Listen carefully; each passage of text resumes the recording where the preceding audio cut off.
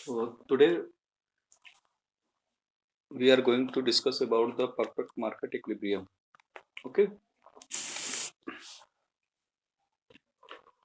पूर्ण प्रतियोगिता बाजार में संतुलन किस प्रकार प्राप्त होता है और यह संतुलन जो है दो प्रकार का होता है, अल्पकालीन संतुलन और दीर्घकालीन संतुलन।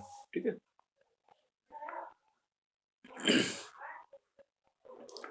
तो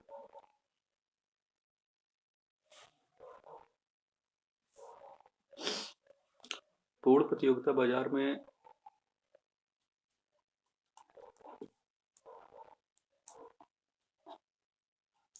पूर्ण प्रतियोगिता बाजार में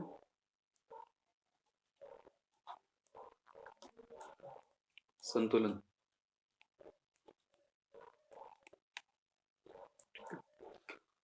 अब अल्पकालीन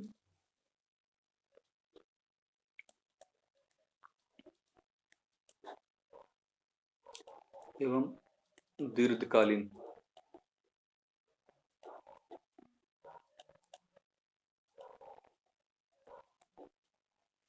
ठीक है। दो तरीके का जो है संतुलन इसमें होता है।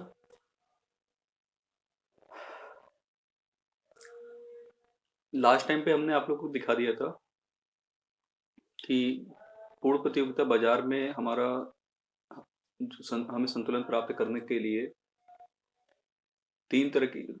चार तरीके के कर्व की आवश्यकता होती है। एक हमने बताया था कि हमें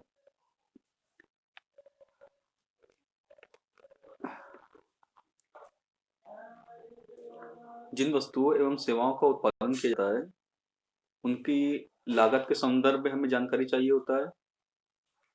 ठीक है। लागत के संदर्भ में हमने बताया था कि हमारा जो एवरेज कॉस्ट कर्व है वो यू शेप्ड होता है, मतलब औसत लागत कर्व हमारा यू शेप्ड होता है। और जो सीमांत लागत वक्र है वो औसत लागत वक्र को उसको न्यूनतम बिंदु पर काट के ऊपर की ओर बढ़ जाता है।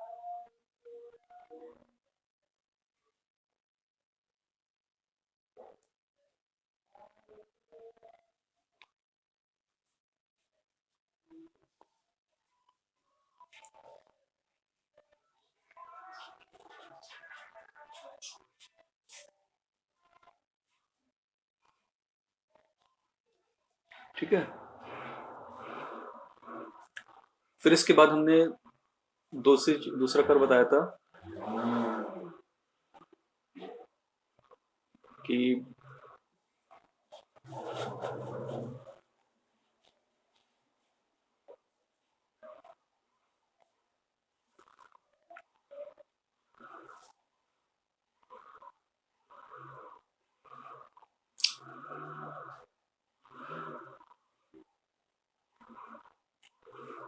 मेरी आवाज अभी तक आ रही है?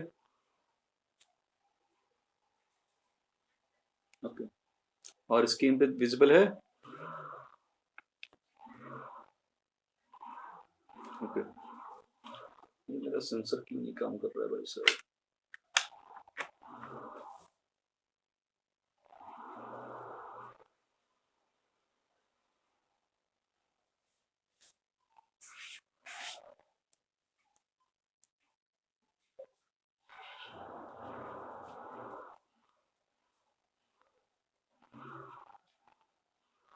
और दूसरा हमें कर्व की जरूरत है। बताया था कि हमने पूर्ण प्रतियोगिता बाजार में वस्तुएं जो है समरूप होती हैं, इस कारण से उनका जो औसत आय होती है और जो उनसे प्राप्त सीमांत आय होती है वो भी बराबर होती है। तो इस स्थिति में हमारे जो मांग वक्र है वो क्षैतिज होता है, एक्स अक्ष के हॉरिजॉन्टल होता है। ठीक है। वस्तु की उत्पादन की मात्रा, वस्तु की मतलब मात्रा इस बिंदु पर, यहाँ पर भी वस्तु की मात्रा रहेगी।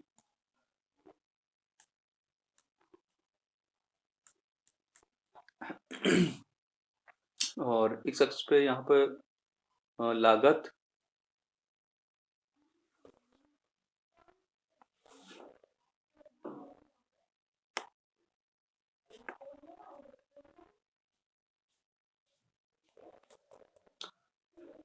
इस अक्ष पे रहेगा लागत और उसके साथ राजस्व मतलब आय, ठीक है, और कीमत, तीनों इस अक्ष पे रहेगा। यहाँ पर रहेगा कीमत। तो ये दोनों कर्व हमने बताया कि आपको किस तरीके से हमें प्राप्त होता है, उस बार लास्ट टाइम एक्सप्लेन किया था। अब संतुलन की स्थिति जाहिर सी बात है उस बिंदु पर होगी जहां फर्म जो है वस्तुओं एवं सेवाओं का उत्पादन इस प्रकार से कर रहा हो कि उसको अधिकतम लाभ प्राप्त हो। ठीक है, तो दोनों कर्व को हम जब एक एक साथ एक ही डायग्राम पे ले आते हैं, तो दोनों कर्व को हमें एक साथ एक डायग्राम पे लाने के लिए हम मेरी आवाज क्लियर नहीं आ रही है?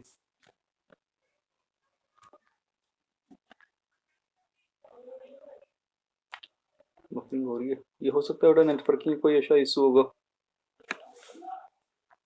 क्योंकि अपने हिसाब से तो हमने सही से सारी चीजें कनेक्ट करके रखी हुई है और नेटवर्क मेरे तरफ तो ठीक ही आ रहा है, नेटवर्क तो कोई इशू नहीं है, सबका सही हो रहा है।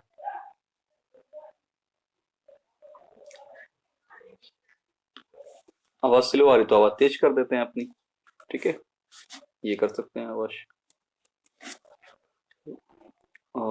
फिर इसके बाद जो है अब स्क्रीन विजिबल है ठीक तरीके से, आगे बढ़े हम लोग। ओके, तो इसके बाद जो है दोनों कर्व को अगर हम एक एक स्थिति पे ले आए, एक ही जगह पे ले आए, हमें लगता है स्केल का सहारा लेना पड़ेगा हमें कर्व बनाने के लिए। स्केल यहाँ पर रखी हुई है,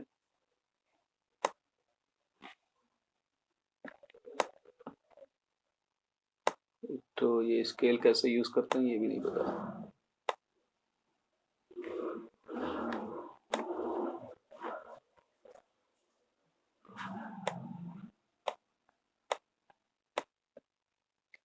ये 45 डिग्री की स्केल है।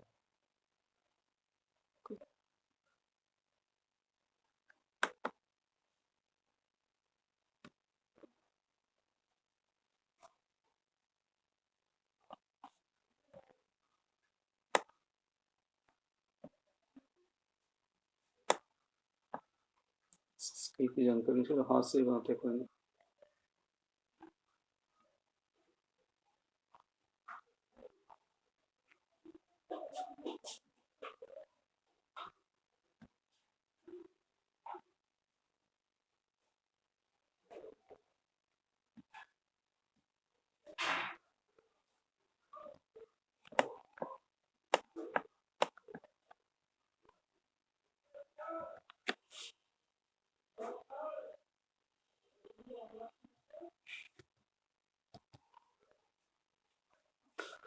तो दोनों कर्व को अगर हम एक साथ एक ही स्तर पर ले आए और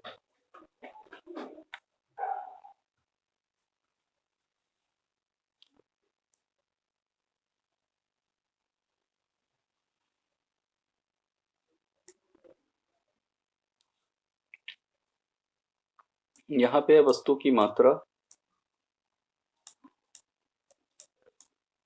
ठीक है, और इस अक्ष पे हमने बताया था कि सीमांत आय, औसत आय,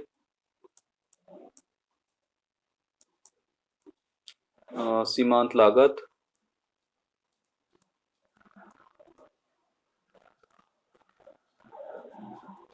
और औसत लागत, ये चारों चीजें जो है इस कर्व पे बताई गई है। ठीक है, और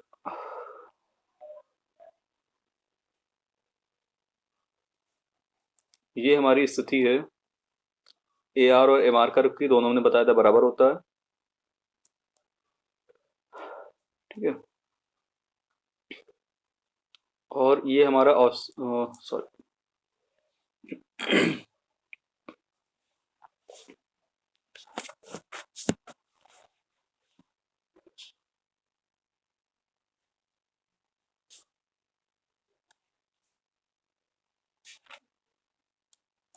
ये हमारा एसी कर्व है और उसी तरीके से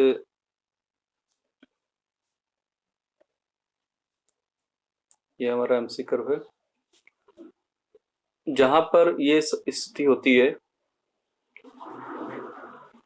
वहां पर जितना उत्पादन हो रहा होता है, तो ये स्थिति जो है, जो E0 पॉइंट है, ये फर्म के संतुलन की स्थिति है।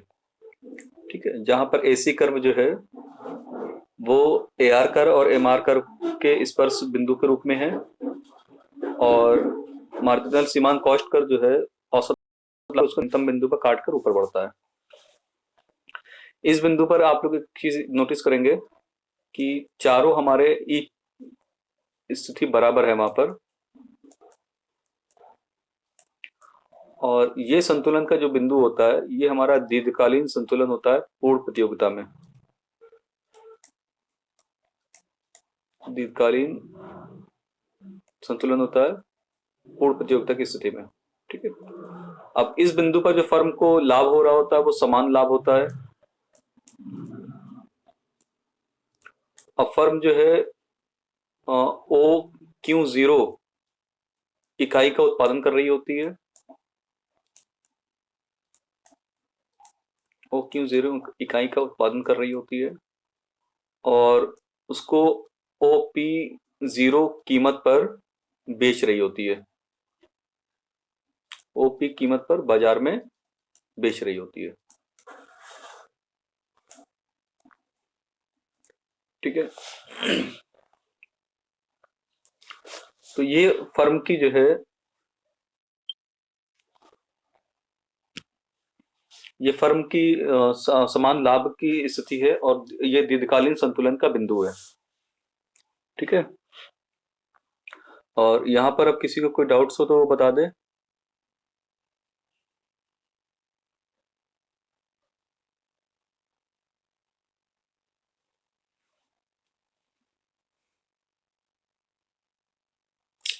किसी को कोई डाउट्स आपस में?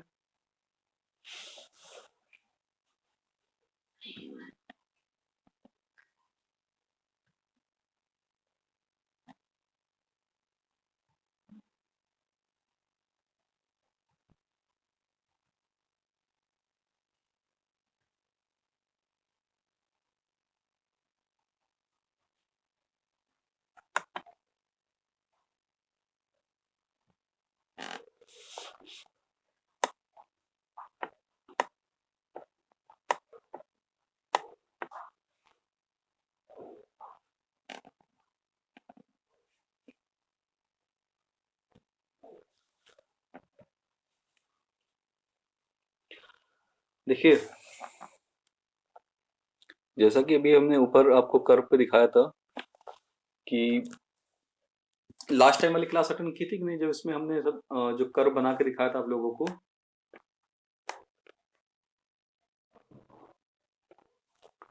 ये वाला जो कर्व हमने उस दिन बनवाया था आप लोगों को मतलब समझाने के लिए, तो ये वाली क्लास अटेंड की थी कि नहीं, जब उसने प्रेजेंटेशन दिया था मुतानबीन ने? देखिए, पूर्ण प्रतियोगिता में जो है हमें संतुलन के लिए स्टडी करनी थी, तो चार प्रकार के कर्व की हमें आवश्यकता होती है।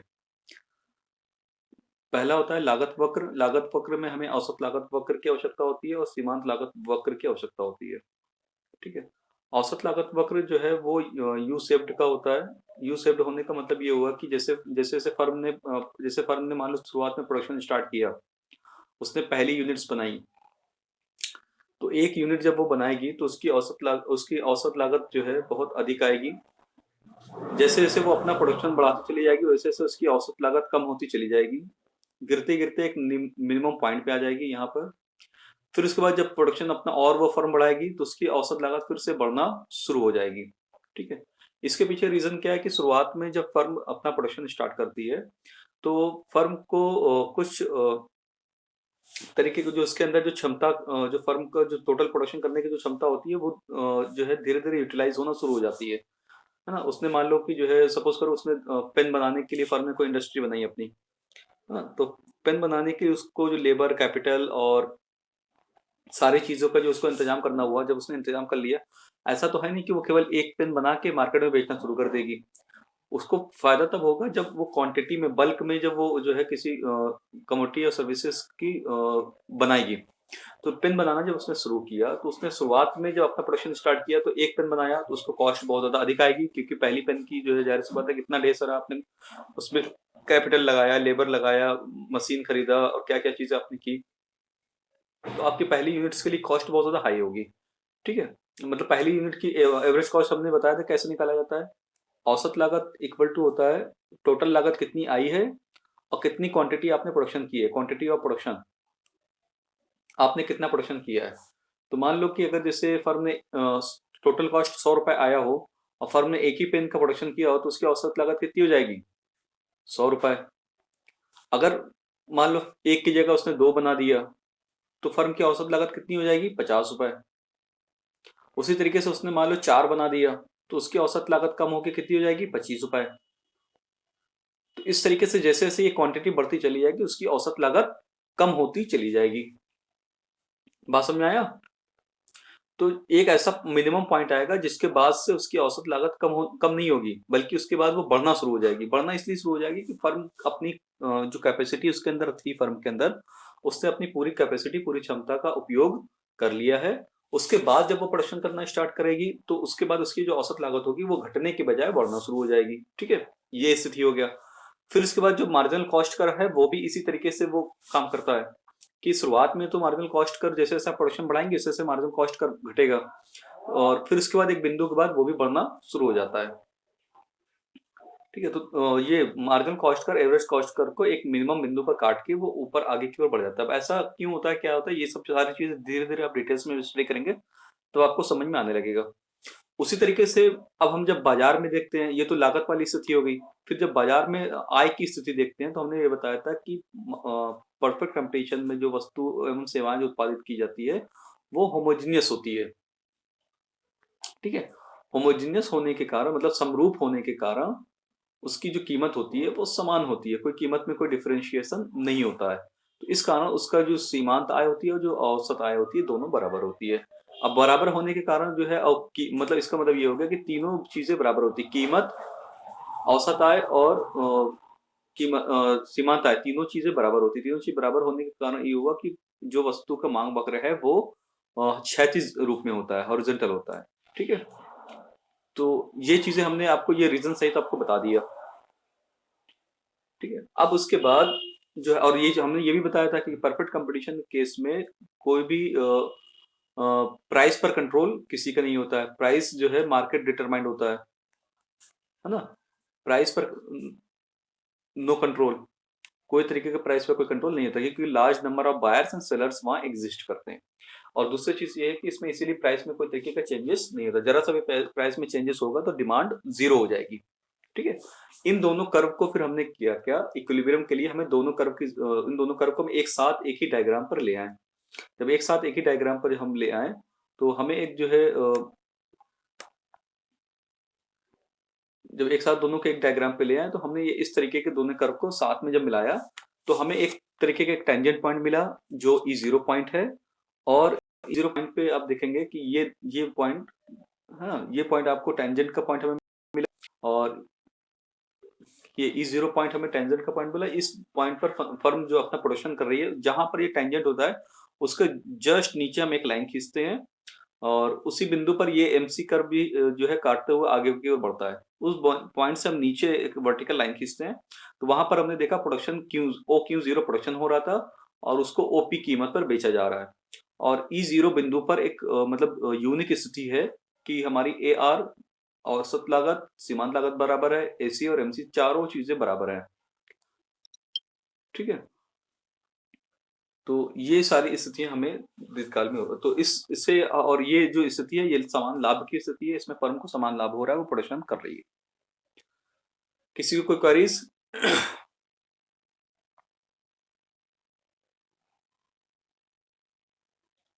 तो अगर ये चीज़, अगर ग्राफिकली आप लोग इतना चीज़ें सीख जाएँगे, तो ये फर्म का संतुलन का स्थिति यही है।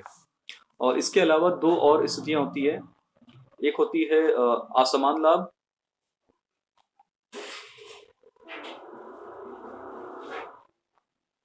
और दूसरा हानि।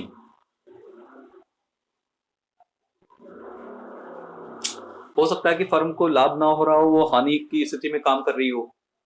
हाँ, ये भी तो हो सकता है। क्यों? लेकिन ये जो स्थितियां हैं, ये दोनों केवल अल्पकाल में ही ऐसा पॉसिबल हो सकता है। दीर्घकाल में ऐसा पॉसिबल नहीं हो सकता। ठीक है, अल्पकालीन संतुलन में पॉसिबल हो सकता है, लेकिन दीर्घकालीन में, क्योंकि कोई भी फर्म लॉन्ग टर्म तक जो है हानि मतलब लॉस नहीं सह सकती। जैसे एयर इंडिया जो है, जो गवर्नमेंट की कंपनी थी एयर इंडिया, वो इतने लंबे समय से लॉस बेयर कर रही थी। तो फर्म ने गवर्नमेंट ने एट लास्ट में किया क्या कि उसको किसी दूसरे के हाथ में बेच दिया। किया कि नहीं किया? आप लोगों ने सुना कि नहीं न्यूज में? एयर इंडिया को गवर्नमेंट ने बेच दिया, रतन टाटा ने वापस उसको खरीद लिया। लॉस है, क्योंकि लॉस हो रहा था उससे। तो इसका मतलब ये हो गया कि फर्म जो है कोई बहुत अधिक समय तक लॉस बियर नहीं कर सकती। ज्यादा अगर लॉस होगा तो उसको बेच बाच के किनारे रख दिया जाएगा ना। तो मतलब लॉन्ग रन में जो है लॉस पॉसिबल नहीं है।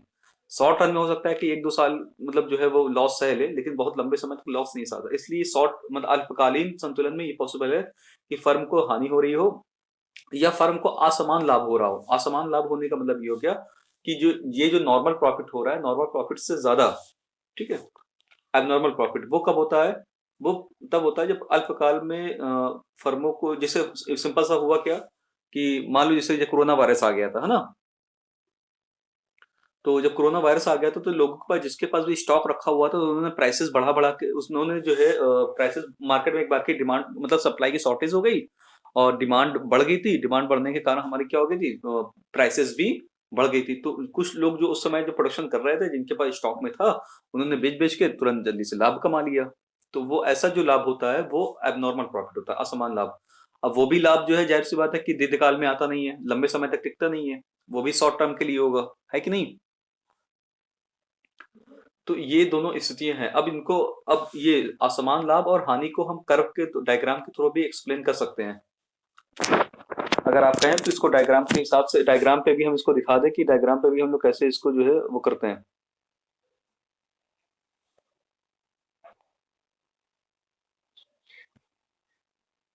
क्या चीज?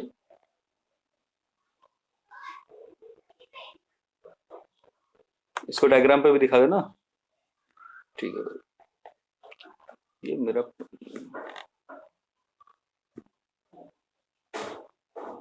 इसको हम डायग्राम के हिसाब से डायग्राम पर भी दिखा दे। ये वाला कर्व लेकिन याद रहेगा ना, ये वाला कर्व याद रखे रहना। ऐसा ना हो कि जो है बाद में कहो सर मैं वाला कर्व भूल गए। ये वाला कर्व याद रख, केवल कुछ थोड़ा सा चेंजेस करना पड़ेगा इसी कर्व में। थोड़ा सा हम चेंजेस केवल करेंगे। देखिए अभी हमने जैसे कर्व बनाया, यार ये बड़ी लाइन खींचना बड़ी दिक्कत का काम है भाई साहब।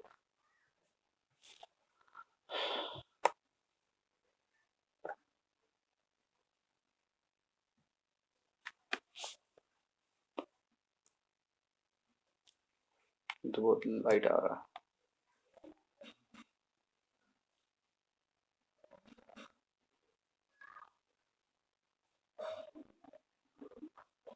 चलिए जैसे भी हो, लाइन बेटा थोड़ा बहुत सा हो सकता है कि हमसे वो खिंच जाए। तो इसमें वो परेशान होने की जरूरत नहीं है। मतलब आप लोग अपने हिसाब से आप लोग स्केल वगैरह से खींचोगे, हम रैंडमली मतलब फ्री हैंड से खींच रहे हैं ना। तो देखिए ये वाला कर तो अभी याद ही होगा आपको। ये तीनों स्थिति में ये सेम रहेगा, A R equal to M R, और ये साथ में पी प्राइस है, ठीक है। हमें केवल जो चेंजेस करना है वो एसी कर्व और एमसी कर्व में करना है, ठीक है।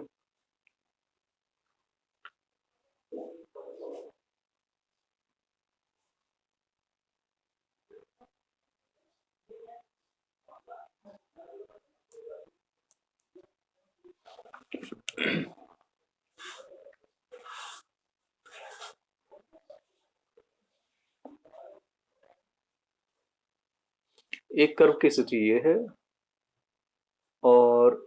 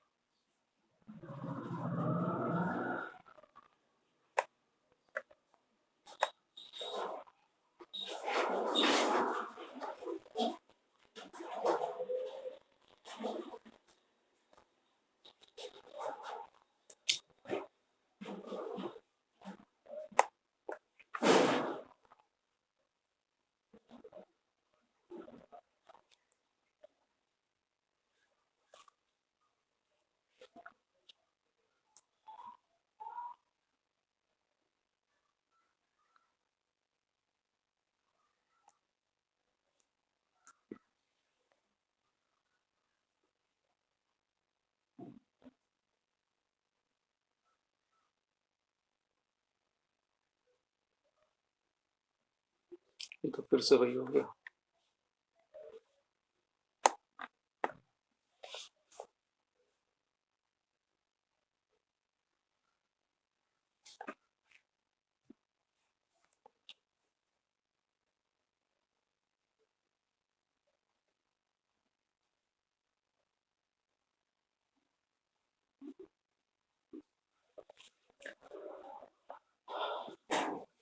ये चीजें यहाँ पर नोटिस करो। हमसे थोड़ा सा ये थोड़ा बड़ा तिरछा हो गया। ये जो कट वाला पॉइंट है ये यहाँ पर आएगा, ठीक है, उसके ऊपर बीच में बस ये कि थोड़ा सा गैप रहेगा। ये हमसे सही तरीके से बन नहीं पा रहा है। एक बार फिर से ट्राई करते हैं, देखते हैं अगर बन जाए तो अच्छी बात है।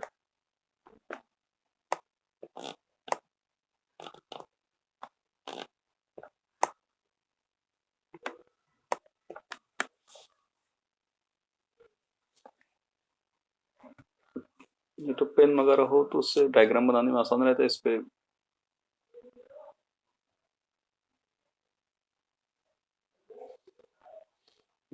अब शायद बन जाएगा।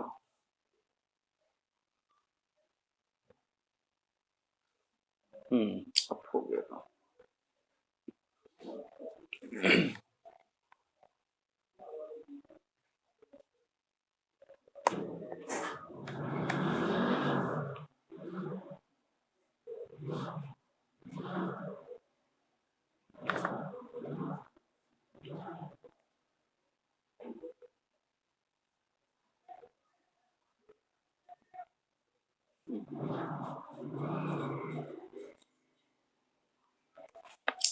अब जो ये वाला जो पॉइंट जो दिख रहा है, ये हिस्सा, ये इसको हम नीचे गिरा देते हैं यहाँ पर Q0, ठीक है। अब आप लोग एक चीज नोटिस करेंगे, ये जो आपको इतना गैप दिखाई दे रहा है, अरे यार,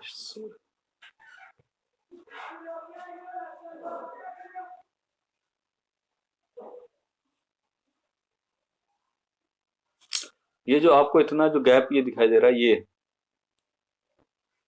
है ना, जो हमने यहां से लाइन खींच के जो मिला दिया इसको, ये जो है फर्म की लॉस की स्थिति है, हानि की स्थिति है, ठीक है। फर्म यहाँ किस स्थिति में काम कर रही है? हानि की स्थिति में काम कर रही है। लॉस इसलिए हो रहा है क्योंकि देखो, तीन कंडीशन तो यहाँ सेटिस्फाइड है। तीन कंडीशन तो सेटिस्फाइड है कि A R equal to M R है और इक्वल टू एम सी है, ठीक है। लेकिन A R is not equal to A C, ये तो ये दोनों बराबर नहीं है। अब ये दोनों बराबर नहीं है तो इसका मतलब ये हो गया कि दो स्थितियां हो सकती है। ये दोनों अगर बराबर होंगे, जैसे अभी हमने वाले में आगे वाले में कहा था, तो ये स्थिति दिखाएगी समान लाभ को। समान लाभ या लॉस है, फर्म को लॉस हो रहा है कि प्रॉफिट, मतलब एबनॉर्मल प्रॉफिट हो रहा है, कि जो क्या स्थिति हो रही है, वो हमें इन दोनों को देखकर ही पता लग जाता है कि इन दोनों की स्थिति क्या है। अगर A C is greater than A R तो फर्म को लॉस, हानि हो रही है। अगर A C is less than A R तो फर्म को मतलब असमान लाभ प्राप्त हो रहा है। क्या हो रहा है? असमान लाभ। तो ये तो हमने हानि की स्थिति आपको दिखा दी, इतना समझ में आ गया। और इस हानि की स्थिति में फर्म जो है प्रोडक्शन कर रही है, ये हानि की स्थिति में जो अल्पकाल में पॉसिबल है,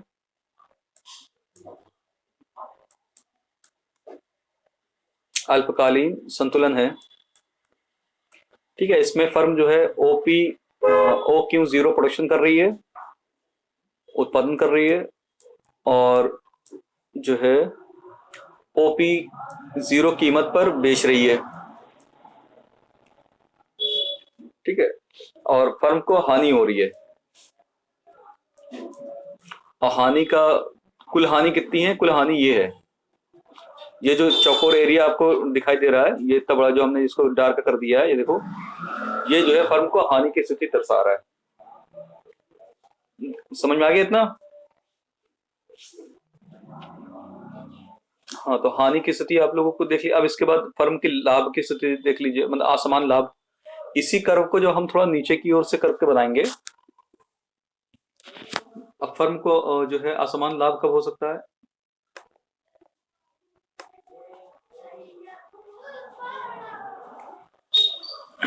उसी को ही थोड़ा सा हम वो मॉडिफाई करके बनाते हैं ताकि हमें बनाने में आसानी रहेगी, ठीक है, क्योंकि बार बार बना नहीं पा रहे। इसी में ही अगर हम एक अच्छा ये बना लो। अरे स्क्रीनशॉट ले लो, मोबाइल पे आ रहा होगा।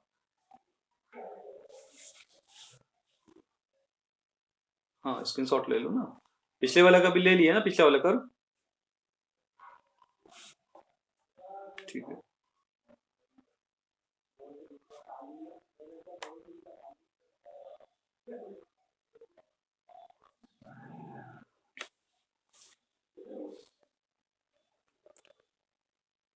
चलिए फिर से एक बार कोशिश करते हैं। अब असमान लाभ वाली स्थिति दिखाते हैं आपको, ठीक है।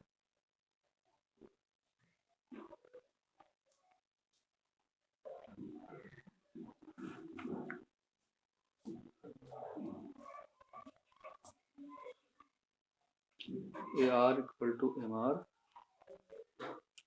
पी।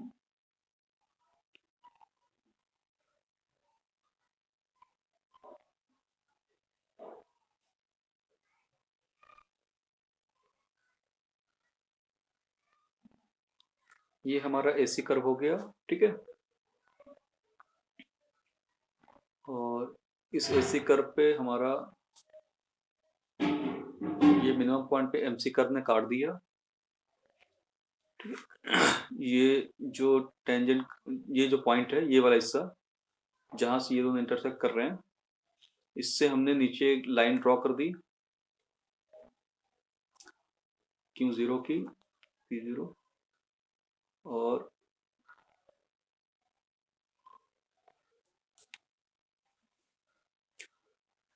अब यहां पर आप लोग देखेंगे कि ये लाभ की स्थिति है। यहाँ लाभ कितना हो रहा है?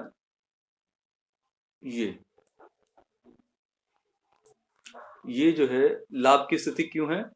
क्योंकि आप लोग ये देखेंगे तो इसमें तीन कंडीशन हमारी सेटिस्फाइड है। M R equal to M C है, और दूसरा A R equal to M C है, लेकिन A R is not equal to A C. जबकि इस स्थिति में देखोगे कि A C is greater than A R, यही हुआ ना। और ये वाली स्थिति हमारी किस चीज की है? असमान लाभ की है, मतलब एबनॉर्मल प्रॉफिट।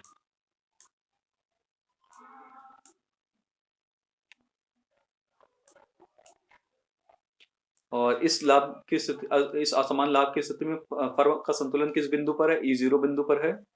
और फर्म जो है ओ क्यू जीरो का प्रोडक्शन कर रही है, और ओ पी जीरो प्राइस पर, मतलब कीमत पर बेच रही है, ठीक है। ओ क्यू यूनिट्स का प्रोडक्शन कर रही है। तो इस तरीके से हमारा संतुलन का ये बिंदु अचीव हो गया। अब फर्म को जो कुल लाभ हो रहा है वो इस ट्रायंगल के बराबर, रेक्टेंगल के बराबर हो रहा है कुल लाभ। तो अब मेरे ख्याल से सारी स्थितियां के लिए अब सभी कर्व को अगर हम एक ही कर्व पे ले आए, जैसे मान लो कि ये तो एक AC वन हो गया, तीनों को एक साथ ही दिखा दे रहे हैं। ये AC टू हो गया, और ये मान लो AC थ्री हो गया। तो AC वन कौन सा है? एबनॉर्मल प्रॉफिट है। तीनों कर्व को हमने एक साथ ही बना दिया, ठीक है। फिर AC टू कौन सा है? वो नॉर्मल प्रॉफिट है। और AC थ्री हमारा शो कर रहा है लॉस को, हानि को। ये केवल तीनों, ये जो AC कर्व है इसकी पोजीशन ही केवल हमें बताती है कि फर्म को लाभ हो रहा है या हानि हो रही है, बस खत्म। बाकी हमें किसी और को देखने की जरूरत नहीं होती है। और जहां पर भी बस इतना केवल ये ध्यान रखिए लीजिएगा, केवल इतना चीज आपको ध्यान रखना है कि जहां पर भी जो जैसे आपने कर्व बना लिया, डायग्राम बना लिया, MC कर्व जहां पर भी जो है इस कर्व को कट करेगा, MC कर्व वो हमारा डिसीजन पॉइंट होगा कि वहां पर फर्म कितना प्रोडक्शन करेगी और किस प्राइस में बेचेगी। जैसे यहाँ पर ये कट कर रही है, ये हमारा प्रोडक्शन का पॉइंट हो गया। ठीक है, इस पॉइंट पे इसलिए इक्विलिब्रियम नहीं होगा क्योंकि ये लॉस का पॉइंट है, और यहाँ पे फर्म की मार्जिनल कॉस्ट घट रही है आगे बढ़ के, इसलिए फर्म प्रोडक्शन आगे करेगी। तो ये हमारा इक्विलिब्रियम का पॉइंट है। अब हमें सवाल ये जानना था कि फर्म की लॉस हो रहा है या हानि हो रही है। तो ये हमें कैसे देख के पता चलेगा कि ए आर कर्व और एसी कर्व की स्थिति कैसी है। ठीक है, वो ए आर कर्व और एसी कर्व की पोजीशन हमें बताएगा। अब समझ लो अगर एसी कर्व जो है, जैसे ये टेंजेंट होकर अगर जा रहा है ये वाला, तो ये हमें जाहिर सी बात है कि समान लाभ दिखाएगा। अगर मान लो एसी कर्व नीचे से जा रहा है तो वो एबनॉर्मल प्रॉफिट दिखाएगा। अगर एसी कर्व अगर ऊपर से जा रहा है तो वो लॉस की स्थिति दिखाएगा। तीन चीजें हैं। अब समझ में आ गया आपको? केवल एसी कर्व की पोजीशन हमें जानना है कि एसी कर्व कहां पर से जा रहा है। वो अगर इक्विलिब्रियम पॉइंट पे एकदम जस्ट टेंजेंट होके जा रहा है तो समान लाभ की स्थिति है। अगर एसी कर्व जो है इक्विलिब्रियम पॉइंट के नीचे से गुजर रहा है तो वो जो है एबनॉर्मल प्रॉफिट की स्थिति है। अगर एसी कर्व ऊपर से गुजर रहा है इक्विलिब्रियम पॉइंट के ऊपर से तो वो लॉस की स्थिति है। इतना समझ में आ गया? आई होप कि जो है सभी को समझ में आ गया होगा। किसी कोई क्वेश्चंस?